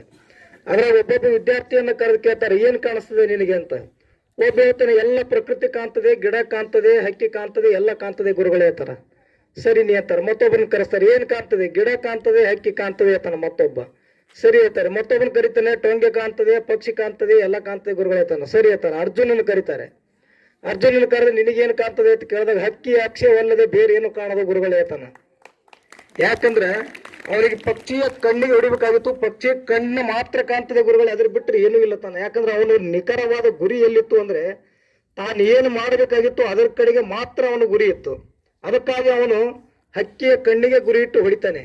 ಅಂತ ಒಂದು ಪ್ರಬುದ್ಧತೆ ಅವನಲ್ಲಿ ಬೆಳಿಬೇಕಾದ್ರೆ ಅವನ ಕಲಿಯುವಂತ ವಿದ್ಯೆಯಲ್ಲಿ ಶ್ರದ್ಧೆ ಆ ತರ ಇತ್ತು. ಅದಕ್ಕೆ ಪ್ರತಿಯೊಬ್ಬರು ನೀವು ಕೂಡ ಆ ತರ ಆಗ್ಬೇಕು. ಪ್ರತಿಯೊಬ್ಬರು ಈಗ ಯಾರೋ 4 ಜನ ಶಾಣೆ ಹುಡುಗರು ಇರ್ತಾರೆ, ಅವರೇ ಶಾಣೆ ಆದ್ರೆ ಹೋಗ್ತಾರ ಬಿಡು ತಂದು ಹಿಂದಿನ ವಿದ್ಯಾರ್ಥಿಗಳು ಸ್ವಲ್ಪ ಇದು ಆಗಿಬಿಡ್ತಾರೆ. ನಾನು ದೊಡ್ಡ ವಿದ್ಯಾರ್ಥಿಗಳಿಗೆ ನಾನು ಜಾಸ್ತಿ ಪ್ರೋತ್ಸಾಹ ಕೊಡ್ತೀನಿ. ನಿಮ್ಮಲ್ಲಿರ್ತಕ್ಕಂಥ ಅಸಾಮಾನ್ಯ ಸಾಧನೆ ಹುಷಾರಿದ್ದ ಹುಡುಗರಲ್ಲಿಯೂ ಕೂಡ ಇರಲ್ಲ. ಆದ್ರೆ ನಿಮ್ಮಲ್ಲೇ ಒಂದು ಸಂಕುಚಿತ ಭಾವನೆ ಬೆಳೆದು ಬಿಟ್ಟಿರ್ತದೆ. ನಾನು ಕಡಿಮೆ ಅವರಂತೆ ನಾನು ಆಗ್ಲಿಕ್ಕಿಲ್ಲ, ಆಗಲ್ಲ ಅಂತಿರ್ತದೆ. ಆ ವಿದ್ಯಾರ್ಥಿ ವಯಸ್ಸಿದ್ದ ವಿದ್ಯಾರ್ಥಿ ಒಂದೇ ಸಲಕ್ಕೆ ತಿಳ್ಕೊಂಡ್ರೆ ನೀವು 10 ಸಲ ಪ್ರಯತ್ನ ಪಟ್ಟರೆ ತಿಳ್ಕೊಬಹುದು. ನೀವು ಪ್ರಯತ್ನ 10 ಸಲ ಪಟ್ಟಿದ್ದೀರೋ 20 ಸಲ ಪಟ್ಟಿದ್ದೀರೋ ಅದು ಮುಖ್ಯ ಅಲ್ಲ. ಅವ್ರು ತಿಳ್ಕೊಂಡಿದ್ದು ನಾನು ತಿಳ್ಕೊಂಡಿನಿಲ್ಲ ಅನ್ನೋದು ಒಂದೇ ಮುಖ್ಯ. ಅದಕ್ಕೆ ನೀವು ಪ್ರಯತ್ನ ಪಟ್ಟರೆ ಅದು ಫಲ ಸಿಗ್ತದೆ. ಪ್ರಯತ್ನಕ್ಕೆ ಫಲ ಸಿಗದೇ ಇರುವಂತ ವಸ್ತುನೇ ಈ ಪ್ರಪಂಚದಲ್ಲಿ ಯಾವುದೂ ಇಲ್ಲ ನನ್ನ ದೃಷ್ಟಿಯಲ್ಲಿ. ಅದಕ್ಕೆ ನೀವು ಪ್ರತಿಯೊಬ್ಬರು ಪ್ರಯತ್ನ ಪಡಬೇಕು. ಇದಕ್ಕೂ ಕೂಡ ಒಂದು ಸಣ್ಣ ಉದಾಹರಣೆ ಹೇಳ್ತೀನಿ. ಒಂದು ಅಡವಿ ಒಳಗೆ ಪುಕ್ಕ ಪ್ರಾಣಿಗಳಂದ್ರೆ ಯಾವುವು? ಎಲ್ಲ ಮೊಲಗಳೇ. ಆ ಮೊಲಕ್ಕೆ ಎಲ್ಲಾ ಪ್ರಾಣಿಗಳು ಭೇಟಿ ಆಡ್ತಿರ್ತವೆ. ಅವೆಲ್ಲ ಒಂದಿನ ಕೂಡ್ಕೊಂಡು ಏನ್ ಮಾಡ್ತವೆ, ಒಂದು ಮೀಟಿಂಗ್ ಮಾಡ್ತೇವೆ. ಈ ಪ್ರಪಂಚದಲ್ಲಿ ನಮಗೆ ಇರ್ತಕ್ಕಂಥ ಎಲ್ಲ ಪ್ರಾಣಿಗಳು ನಮ್ಮನ್ನು ಓಡಿಸಾಡ್ಕೊಂತ ತಿಂತವೆ. ನಾವು ಯಾಕೆ ಬದುಕಬೇಕಿಟ್ಟು ಅಸಹಾಯಕರಾಗಿ? ಯಾಕೆ ಬದುಕಬೇಕು? ನಮ್ಗಿಂತ ಅಸಹಾಯಕರೇ ಯಾರೂ ಇಲ್ಲ. ಅದಕ್ಕೆ ಎಲ್ಲರೂ ಕೂಡಿ ಈ ದಿನ ಈ ಜೋಡಿ ನಾವು ಪ್ರಯತ್ನ ಇಷ್ಟೆಲ್ಲ ಜೀವ ಉಳಿಸ್ಕೊಳಕ್ ಪ್ರಯತ್ನ ಪಡೋಕ್ಕಿಂತ ಒಂದಿನ ಒಟ್ಟು ಕೂಡಿ ಆತ್ಮಹತ್ಯೆ ಮಾಡ್ಕೊಂಡ್ಬಿಡೋ ನಡೆಯಂತ ನಿರ್ಧಾರ ಮಾಡಿಬಿಡ್ತವೆ. ಒಟ್ಟು ನಿರ್ಧಾರ ಮಾಡ್ಕೊಂಡು ಹೊಳೆ ದಂಡಿಗೆ ಎಲ್ಲ ಆತ್ಮಹತ್ಯೆ ಮಾಡ್ಕೋಬೇಕು ಅಂತ ಹೋಗ್ತಿರ್ತವೆ. ಅವೆಲ್ಲ ದಂಡು ಕಟ್ಕೊಂಡು ಬರೋದು ನೋಡಿ ಆ ಹೊಳೆ ಒಳಗಿನ ದಂಡಿಗೆ ಕೂತಿರ್ತಾವಲ್ಲ ಎಲ್ಲ ಕಪ್ಪುಗಳು, ಆ ಕಪ್ಪುಗಳೆಲ್ಲ ನೋಡ್ತಾವು. ನೋಡಿ ಅವೇನು ವಿಚಾರ ಮಾಡ್ತಾವು, ನಮಗೆ ಯಾವುದೋ ಒಂದು ಆಪತ್ತಿದೆ ಅಂತೇಳಿ ಆ ಕಪ್ಪುಗಳ ರಾಜ ಹೇಳ್ತಾನೆ, ನಮಗ ಪ್ರಾಣಕ್ಕೆ ಆಪತ್ತಿದೆ, ಅದಕ್ಕೆ ನಾವೆಲ್ಲ ದಡ ಈಗೇನು ಮಾಡ್ಬೇಕು, ನೀರಲ್ಲಿ ಮುಳುಗಿ ನಮ್ಮ ಆತ್ಮರಕ್ಷಣೆ ಮಾಡ್ಕೋಬೇಕು, ಎಲ್ಲರೂ ನೀರೊಳಗೆ ಮುಳುಗಿ ಬಿಡಿರತ್ತೆ ಅಂತಾವ. ಹಾಗೆ ಆ ಕಪ್ಪುಗಳೆಲ್ಲ ಏನ್ ಮಾಡ್ತಾವ, ಈ ಮೊಲಗಳನ್ನೆಲ್ಲ ನೋಡಿ ನೀರೊಳಗೆಲ್ಲ ಓಡಿ ಡೊಕ್ಕೊಂಡ್ಬಿಡ್ತಾವ. ಅವಾಗ ಈ ಮೊಲಗಳ ರಾಜ ಹೇಳ್ತಾನೆ, ನಾವು ಅಸಹಾಯಕರಲ್ಲ, ನಮ್ಮನ್ನು ನಾವು ಅಸಹಾಯಕರಂತ ತಿಳ್ಕೊಂಡು ನಾವು ಆತ್ಮಹತ್ಯೆ ಮಾಡ್ಕೊಳಕ್ ಬಂದೀವಿ. ಆದ್ರೆ ನಮ್ಮನ್ನ ನೋಡಿ ಇದು ತಿಳ್ಕೊಂಡಂತ ಪ್ರಾಣಕ್ಕೆ ಆಪತ್ತು ಪಟ್ಟಂತ ಕಪ್ಪುಗಳೆಲ್ಲ ಪ್ರಾಣ ರಕ್ಷಣೆ ಮಾಡ್ಕೊಂಡವು. ಅದಕ್ಕೆ ಈ ಪ್ರಪಂಚದಲ್ಲಿ ಯಾರೂ ಅಸಹಾಯಕರಲ್ಲ, ಈ ಪ್ರಪಂಚದಲ್ಲಿ ಯಾರು ದಡ್ಡರಲ್ಲ, ಈ ಪ್ರಪಂಚದಲ್ಲಿ ಯಾರು ಶಾಣರು ಅಲ್ಲ.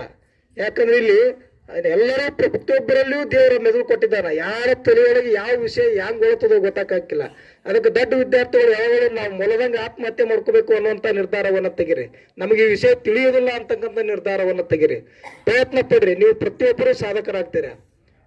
ನಿಮ್ಮ ತಂದೆ ತಾಯಿಗಳಿಗೆ ಕೀರ್ತಿ ತರ್ತೀರ. ಅದಕ್ಕಿಂತಲೂ ಹೆಚ್ಚಾಗಿ ಶಿಕ್ಷಕರಿಗೆ ತರ್ತೀರಾ. ನೀವು ಶಿಕ್ಷಕರಿಗೆ ಯಾವಾಗ ಹೆಚ್ಚಿಗೆ ಸಂತೋಷಪ್ಪ ಅಂತಂದ್ರೆ, ನೀವು ಏನಾದರೂ ನಾಳೆ ಯಾವುದಾದ್ರೂ ಒಂದು ವಿಷಯದಲ್ಲಿ ಡಾಕ್ಟರ್ ಆದ್ರು, ಯಾರೋ ಇಂಜಿನಿಯರ್ ಆದ್ರು, ಯಾರೋ ಸೈನಿಕರಾದ್ರು ಅಂತಂದಾಗ ನೀವು ಎದುರಿಗೆ ಬಂದಾಗ, ಗುರುಗಳೇ ನಾನು ಶಿಕ್ಷೆ, ನಾ ನಿಮ್ಮ ಶಿಷ್ಯ ಇಂಥದ್ದೊಂದು ಸಾಧಿಸ್ತೀನಿ ಅಂದಾಗ ಸ್ವತಃ ಅವ್ರ ಮಕ್ಕಳು ಕೂಡ ಸಾಧಿಸಿದಾಗ ಸಂತೋಷ ಪಟ್ಟು ನಿಮ್ಮನ್ನು ನೋಡಿದ್ ಬಿಡ್ಲಿಕ್ಕಿಲ್ಲ ಅಂತ ಅನ್ಸುತ್ತದೆ ನನಗೆ. ಅಂತ ಒಂದು ಸಾಧನೆ ನೀವು ಮಾಡಬೇಕು. ಶಿಕ್ಷಕರಲ್ಲಿ ಆ ಭಾವನೆ ತರಬೇಕು. ನೀವು ಈಗಿನಿಂದಲೇ ಒಂದು ಕನಸು ಕಾಣಬೇಕು. ಏನು ಕನಸು ಕಾಣಬೇಕು? ಇಲ್ಲೆಲ್ಲ ಈಗ ಈ ಸ್ಕೂಲ್ ಒಳಗದಿರಿ. ನೀವೀಗ ನಾಳೆ ನಿಮಗೆ ಈ ಶಿಕ್ಷಕರು ನೀವು ಏನಾದರೂ ಒಂದು ಸಾಧಿಸಿದಾಗ ಇವ್ರು ನಿಮ್ಮನ್ನು ಕರಿಬೇಕು. ಗೆಸ್ಟ್ ಆಗಿ ಕರೆದು ವೇದಿಕೆ ಮೇಲೆ ನಿಂತು ನಿಮ್ಗೆ ಹಾರ ಹಾಕಿ ಸನ್ಮಾನ ಮಾಡಿ, ನಮ್ಮಲ್ಲಿ ಕಲ್ತು ಹೋದಂಥ ವಿದ್ಯಾರ್ಥಿ ಇಂಥದ್ದೊಂದು ಸಾಧಿಸ್ಯಾನ ಅಂತ ಅವರು ನಿಮ್ಮನ್ನು ಉದಾಹರಣೆಯಾಗಿ ಇಟ್ಕೊಂಡು ಮತ್ತೊಬ್ಬ ನಿಮ್ಮ ಹಿಂದೆ ವಿದ್ಯಾರ್ಥಿಗಳಿಗೆ ಕೊಡಬೇಕು. ಅದನ್ನ ಈಗಲೇ ಕಾಣಬೇಕು. ನೀವೇನೋ ಒಂದು ಸಾಧಿಸದಂಗೆ ಅವರು ಶಿಕ್ಷಕರು ನಿಮ್ಮನ್ನು ಕರೆದಂಗೆ, ಅವ್ರ ವೇದಿಕೆ ಮೇಲೆ ನಿಮಗೆ ಹಾರ ಹಾಕಿ ಚಪ್ಪಾಳೆ ತಟ್ಟಿ ಸನ್ಮಾನ ಮಾಡ್ದಂಗ, ಅದನ್ನ ನಾ ಸಾಧಿಸ್ತೀನಿ ಇಂದಲ್ಲ ನಾಳೆ ಅಂತಕ್ಕಂಥ ಛಲ ನಿಮ್ಮಲ್ಲಿ ತಗೊಂಡು ನೀವು ವಿದ್ಯಾಭ್ಯಾಸದ ಕಡೆ ಲಕ್ಷ್ಯ ಕೊಟ್ಟು ಮಾಡಿದ್ರೆ ನೀವು ದೇಶದ ಪ್ರತಿಯೊಂದು ಒಂದು ಮಾಣಿಕ್ಯ ಮುತ್ತು ರತ್ನ ಆಗ್ತೀರಿ ಅಂತಕ್ಕಂಥ ಅಭಿಪ್ರಾಯ ನಾನು ಪಟ್ಟು ಇವತ್ತು ನನಗೆ ಮಾತಾಡೋಕ್ಕೆ ಅವಕಾಶ ಕೊಟ್ಟಂತ ತಮ್ಮೆಲ್ಲರಿಗೂ ವಂದನೆಗಳನ್ನು ಸಲ್ಲಿಸಿ ನಾನು ಒಂದು ಮಾತನ್ನು ಮುಗಿಸ್ತಾ ಇದ್ದೀನಿ.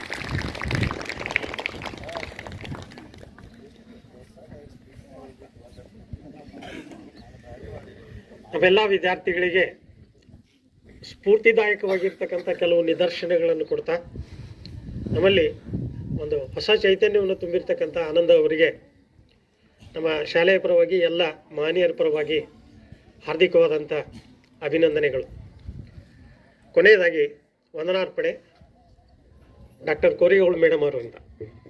ಪಂಜಾಬಿನ ಶುಭಾಶಯಗಳು.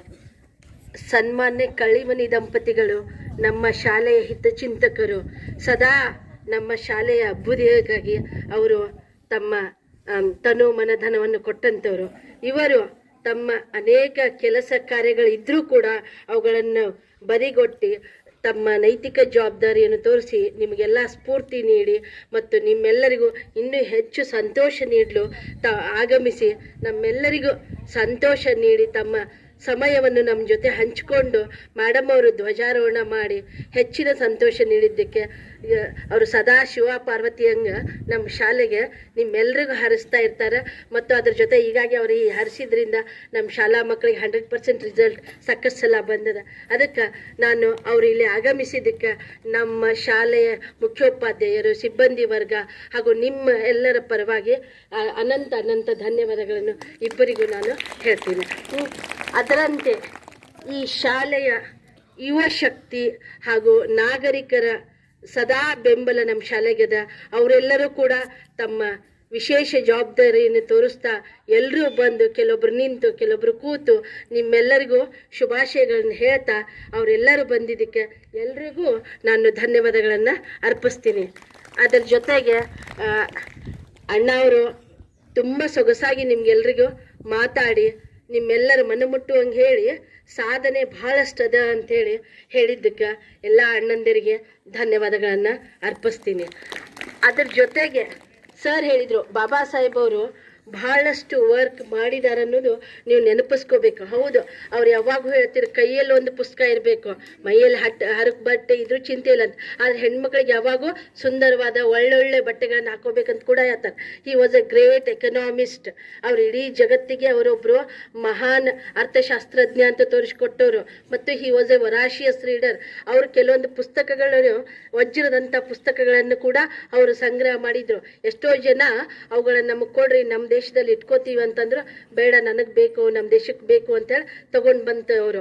ಅವ್ರು ಯಾವಾಗೂ ತಮ್ಮ ದಿನನಿತ್ಯದ ಕೆಲವೊಂದು ಊಟ ತಿಂಡಿ ಕಡಿಮೆ ಮಾಡ್ತಿದ್ರು, ಬಟ್ ಪುಸ್ತಕ ತಗೋತಿದ್ರು. ಅಂಥ ಮಹಾನ್ ಚೇತನ ಅವರು. ಮತ್ತು ಅದ್ರ ಜೊತೆಗೆ ಬುದ್ಧ ಮತ್ತು ಬಸವಣ್ಣನವರ ವಿಚಾರಗಳನ್ನು ಸಾಕಾರಗೊಳಿಸಿದಂಥ ವ್ಯಕ್ತಿ ಈ ಅಂಬೇಡ್ಕರ್ ಅವರು. ಅವ್ರನ್ನ ನೆನೆಸ್ಕೊಳ್ಳೋದು ಅಷ್ಟೇ ಮುಖ್ಯದ. ಅದನ್ನು ನೀವು ಯಾವ ರೀತಿ ಸಾಧನೆ ಮಾಡ್ಬೇಕನ್ನಾಕ ಆ ಚೇತನದ ಜೊತೆ ಬೇರೆ ಚೇತನಗಳ ಬಗ್ಗೆನೂ ಕೂಡ ಬಬಲೇಶ್ವರ ಅಣ್ಣವರು ಕೂಡ ನಿಮ್ಗೆಲ್ರಿಗೂ ಹೇಳಿದರು. ಅವುಗಳನ್ನು ಕೂಡ ನೀವೆಲ್ಲರೂ ನೆನಪಿಟ್ಟು ಸಾಧನೆಯ ಗುರಿಯನ್ನು ಸಾಧಿಸ್ರಿ ಅಂತ ಸಾಕಷ್ಟು ಜನ ನಿಮ್ಗೆ ಹೇಳಿ ಮನಮುಟ್ಟುವಂಗೆ ಹೇಳಿದ್ದಾರೆ. ಎಲ್ರಿಗೂ ಮತ್ತೊಮ್ಮೆ ಮಗದೊಮ್ಮೆ ಧನ್ಯವಾದಗಳನ್ನು ಹೇಳ್ತೀನಿ. ಮುದ್ದು ಮಕ್ಕಳು, ನೀವು ಎಲ್ಲರೂ ಚಳಿಯನ್ನು ಬದಿಗೊಟ್ಟಿ ಸಂತೋಷದಿಂದ ಇಲ್ಲಿ ಬಂದು ಈ ಸಂತೋಷ ಸಮಾರಂಭವನ್ನು ಇನ್ನೂ ಅದ್ಧೂರಿಯಾಗಿ ಮಾಡಿರಿ. ಎಲ್ರಿಗೂ ನಾನು ಮತ್ತೊಮ್ಮೆ ಮಗದೊಮ್ಮೆ ಧನ್ಯವಾದ ಹೇಳ್ತೀನಿ. ವಿಶೇಷವಾಗಿ ನಮ್ಮ ಮುಖ್ಯೋಪಾಧ್ಯಾಯಿನಿಯವರಿಗೂ ಮತ್ತು ನಮ್ಮ ಶಿಕ್ಷಕರಿಗೂ ಕೂಡ ವಿಶೇಷವಾದ ಧನ್ಯವಾದಗಳನ್ನು ಹೇಳ್ತೀನಿ. ಯಾಕಂದರೆ ಅವರು ಅಚ್ಚುಕಟ್ಟಾಗಿ ಇದನ್ನು ಮಾಡಿದರು. ತ್ರಿವರ್ಣ ಧ್ವಜದಂತೆ ಎಲ್ಲರೂ ಸಂತೋಷವಾಗಿರೋಣ ಅಂತ ಹೇಳ್ತಾ ಎಲ್ರಿಗೂ ಮತ್ತೊಮ್ಮೆ ಮಗದೊಮ್ಮೆ ಹೃತ್ಪೂರ್ವಕ ಧನ್ಯವಾದಗಳು.